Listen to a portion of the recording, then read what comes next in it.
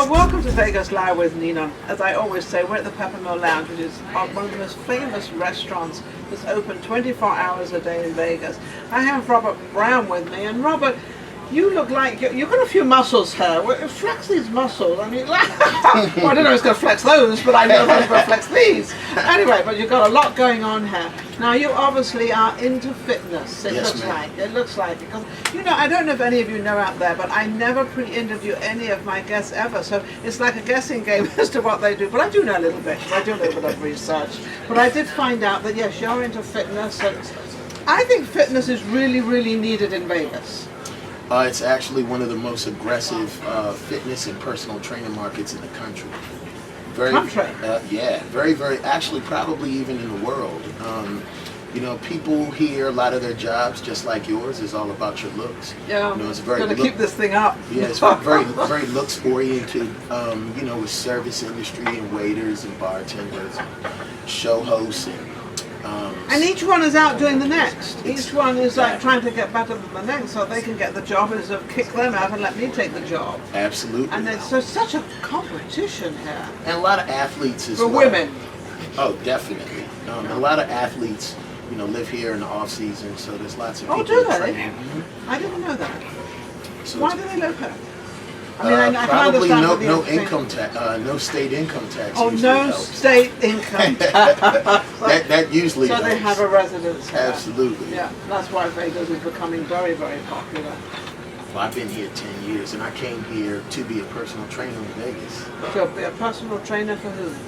Actually, you know, I have had the luxury of working with some high-end clients whose names I usually don't say in public, but I've had state senators, we had a national senator here, a couple athletes have come through, but mostly I train average everyday people. Average everyday. It's funny, you don't ever think people in politics really have time to go and exercise or what. You never think of them trying to look good. You seem to look at them as that's how they normally look.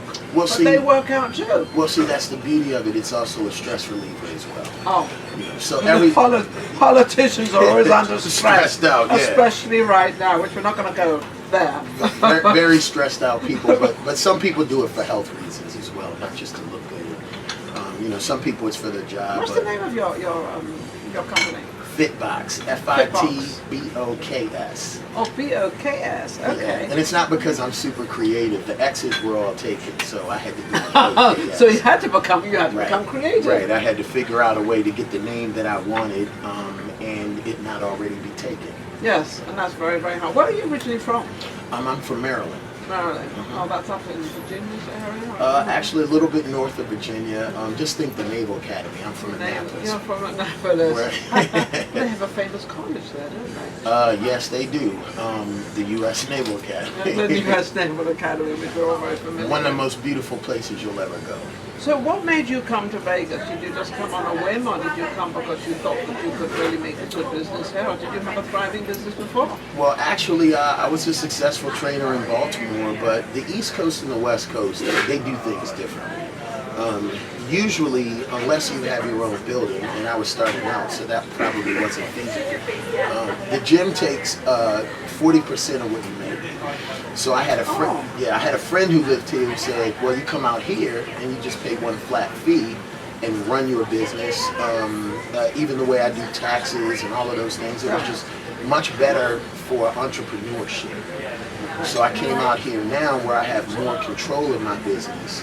As opposed to on the East Coast where I worked for a club and I did all of the work, but they took 40% of the profits. Wow, it's like taking 40% of your body. I mean, come on. Yeah, essentially. But and being an entrepreneur and having your own business, you obviously like it much better. You're your own boss. Well, it's more motivating because you know, if you come up with a good idea, you can put some energy into it, see it come to life. And it's all yours. And it's all yours, right. And that's what I wanted. It was full ownership. So with the business side of it, obviously you know how to do the exercise and everything else, but then you've got the business side of it, which is a completely different thing because you've got to take care of those books. It's very, very difficult to learn But I was lucky, you know, there were some really good trainers that I've run into when I got to Vegas. Ludovic Curte, Brad Estes, guys who have been in the business a lot longer than me, took me under their wing and helped me set up my contracts and set up my payment structure. See, there are good people out there that will help you. Believe me, you just got to find them, that's all. Absolutely. And so it just kind of took on a life of its own, and it's progressed to where I am now. So now you've learned business side of business and also what you do, fitness, which is, you know. Absolutely, and you have to be good. Which is the most common thing for a woman that wants to do exercise, what's the most common thing that they all want? In 2016, it's all about the butt. It's all about... I thought it was always about the butt. No, when I first became a personal trainer, women would come to me and say, get rid of my butt. I don't want any butt at all.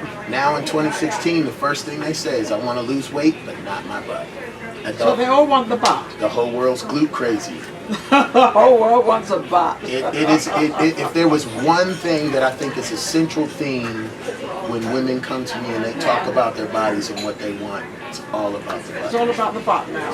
So they come and they say exactly what they want and how they want it, and then you, according to what they want, you now can put that through that exercise. So I got to ask this question: how do you save a butt without doing exercise? Well, I guess it sort of depends. Don't use your butt. It depends on what's wrong with the butt. If it's a little big, then we can make it a little smaller. If it's flat, we can do exercises that will make it. What about a hanging butt?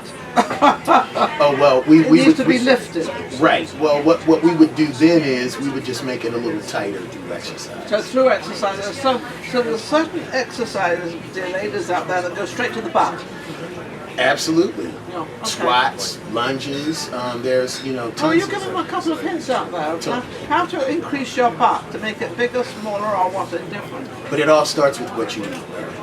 Because certain foods can make you tighter, and of course certain foods can make you flatter. So what is the best food to make a woman tighter? Well, what I find is most women don't eat enough protein.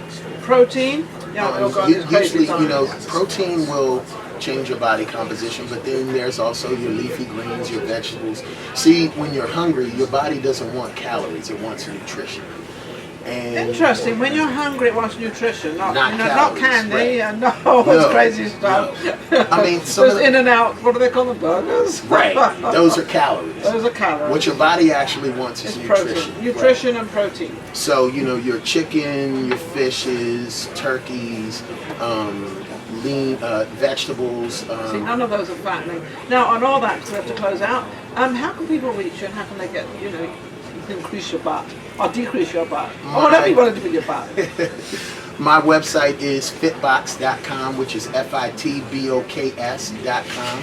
My telephone number is 702-419-1474, and I can be emailed rob@fitboks.com. rob@fitboks.com. Don't forget that if you want to get yourself in shape on that butt. We'll be right back. If you like today's show, subscribe.